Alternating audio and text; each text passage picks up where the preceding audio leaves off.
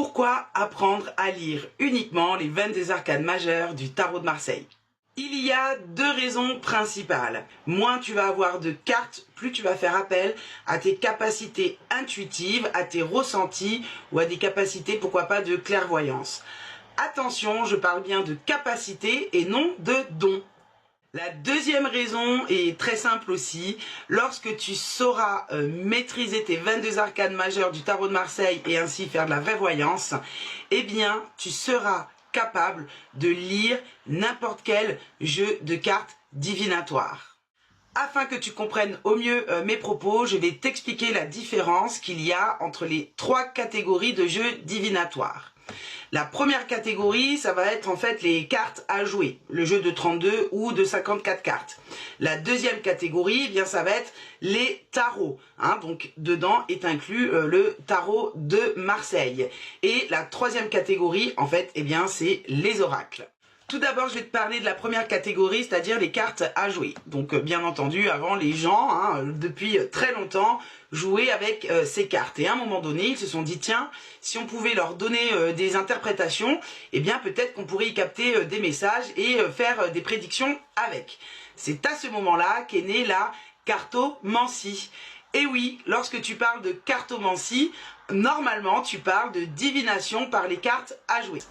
Donc ces cartes à jouer, que ce soit le jeu de 32 ou le jeu de 54 cartes, est composé de têtes qui vont représenter des personnages, les rois représentent des hommes. Ils sont aussi composés donc de chiffres. Par exemple, les 4-10 ont à peu près la même interprétation. Et ils sont composés aussi de couleurs. Et en fait, c'est les couleurs qui vont apporter un domaine, un côté positif ou négatif à ces chiffres et à ces têtes. Pour interpréter un jeu de cartes à jouer, bien souvent, tu es obligé en fait de tirer les cartes deux par deux. Par exemple, si tu prends le roi de cœur qui représente un homme dans le domaine affectif, eh bien tu vas être obligé de l'associer à une autre carte pour savoir qu'est-ce qui va se passer par rapport à cet homme dans le côté affectif. En fait, les interprétations des cartes à jouer, finalement, elles sont assez, j'ai envie de dire, simples et limitées. La seule difficulté, ça va être, en fait, il faut vraiment connaître les interprétations de ces cartes. Mais une fois que tu les connais, finalement, ce jeu n'est pas très compliqué à lire. Je vais donc te parler des oracles. Alors, attention sur les oracles, on va dire qu'il y a deux types bien distincts.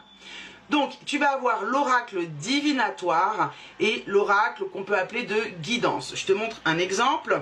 Donc là, j'ai un oracle dans les mains. Donc là, c'est un oracle avec un dessin, un mot.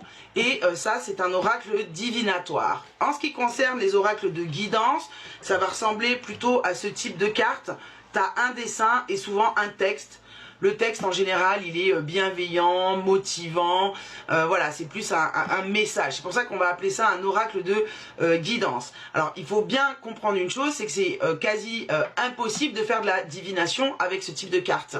Donc, il faut bien prendre, lorsqu'on veut faire de la divination, un oracle divinatoire. Le concept pour interpréter les oracles divinatoires, c'est à peu près la même chose en fait que les cartes à jouer, c'est-à-dire que cette carte-là, elle représente par exemple les enfants. Alors il y aura des interprétations différentes selon qu'on te parle dans le domaine professionnel ou dans le domaine amoureux, selon qu'elle est dans un tirage positif ou négatif. Donc il y a quelques interprétations différentes, mais il n'y en a pas énormément. C'est d'ailleurs pour ça en fait aussi que en fait les oracles c'est les jeux divinatoires les plus faciles à lire parce que là avec un dessin, un mot, eh bien en général tu peux pas te tromper sur l'interprétation.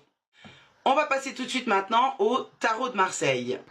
Il faut savoir que le tarot de Marseille existe depuis à peu près le 15e siècle. Pour la divination, vraiment, c'est vraiment à partir du 15e siècle. Après, on n'a pas vraiment les dates exactes, c'est ça reste quand même assez flou. Mais en fait, c'est vraiment le terme taromancie qui est apparu, lui, au 18e, 19e siècle. D'ailleurs, en ce qui concerne le mot taromancie, il ne faut absolument pas le confondre avec le terme tarologie, qui lui est un terme beaucoup plus connu. Donc le tarot de Marseille est composé de 22 arcanes majeures et de 56 arcanes mineurs. En fait, le principe des mineurs, c'est la même chose que les oracles ou que les cartes à jouer. C'est-à-dire que, d'ailleurs, on le retrouve, hein, as de coupe, 3 de bâton, etc. Ça ressemble un peu à l'as de trèfle et au 3 de carreau, par exemple.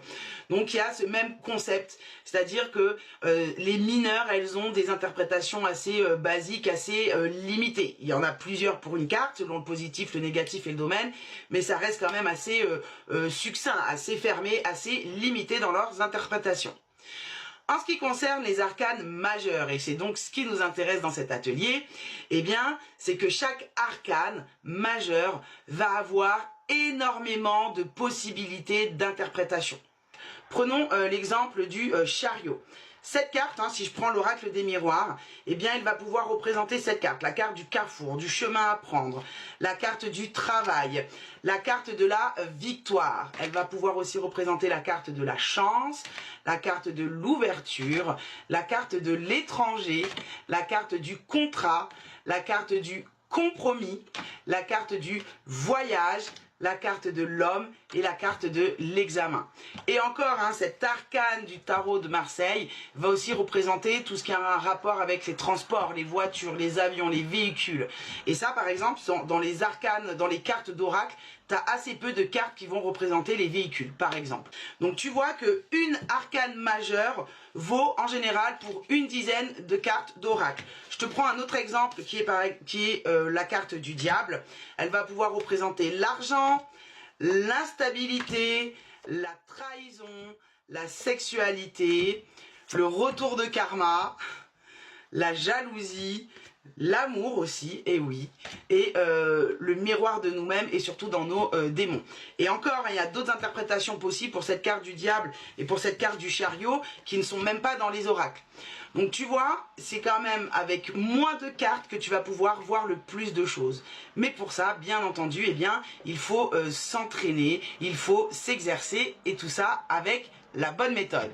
Tu comprends donc pourquoi, lorsque tu travailles uniquement avec ces 22 arcanes majeures, eh bien, tu vas devoir faire appel à ton intuition, à tes ressentis, à tes capacités pour savoir quelle est la bonne interprétation à ce moment-là pour cette consultante ou consultant.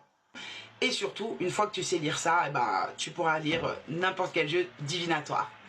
Je te remercie d'avoir suivi cette vidéo numéro 2 et on se retrouve pour la 3e vidéo où je vais te parler de comment se libérer de la peur de ne pas voir.